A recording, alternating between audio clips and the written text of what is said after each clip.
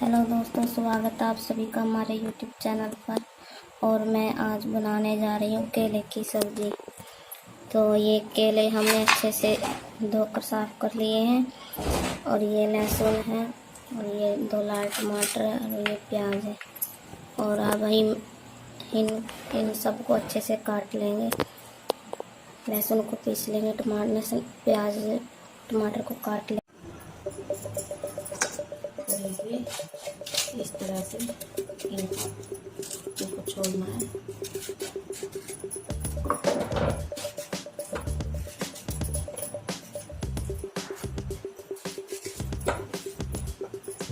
इनको ना ही ज़्यादा मोटा काटना और ना ही ज़्यादा बारीक, बिल्कुल ऐसे।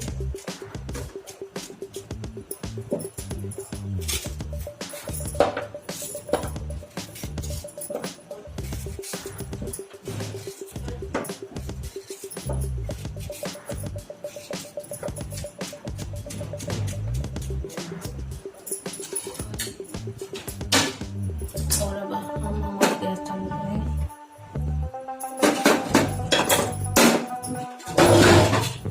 इस पर रख दिया मैंने कढ़ाई, और अब इसमें हम डालेंगे तेल, सरसों का तेल।